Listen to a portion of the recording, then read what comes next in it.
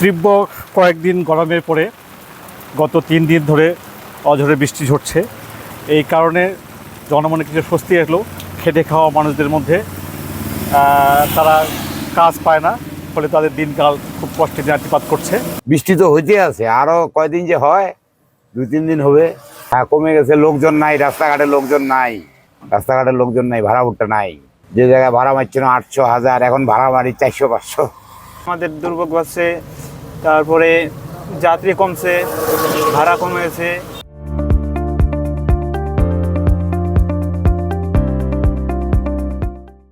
শীত পড়ে যাচ্ছে, বৃষ্টির কারণে তাপমাত্রা কমে যাচ্ছে। আমার মনে হয় খুব তাড়াতাড়ি শীত নামে পড়বে। হালকা বাতাসে শীত শীত লাগতেছে একটু।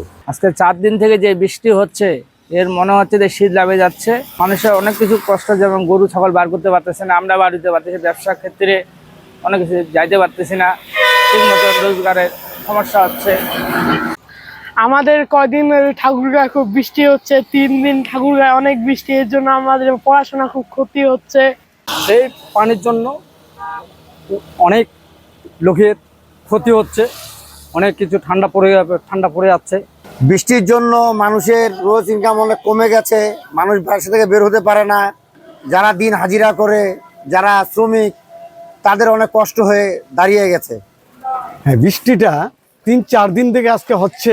এমনকি শুনলাম বিদ্যুৎ চমকে 5-6 জন মারা গেছে, বালিয়াডাঙ্গি রানীশঙ্করে মারা গেছে। যাই হোক, এই বৃষ্টিটা আমাদের জন্য খুবই ভালো, আবার একটু সাধারণ গরিব মানুষের জন্য খুবই এটা আবার অশৃঙ্খল ব্যাপার। টানা 3 দিন ধরে বৃষ্টি চলতেছে, আমরা বাসা থেকে বাইরেতে পারতেছি না, হাট বাজারও করতে পারতেছি না ঠিক করে। এই গত বুধবার থেকে টানা এই 3 দিন মুষলধারে বৃষ্টি হইতেছে। এটা আমাদের অনেক তাপদাহার পর যে বৃষ্টিটা হয়েছে আমাদেরকে অনেকটা স্বস্তি ফেলেছে। কিন্তু এই কন্টিনিউ বৃষ্টিটা অনেক জায়গায় জলাবদ্ধতার সৃষ্টি হয়েছে।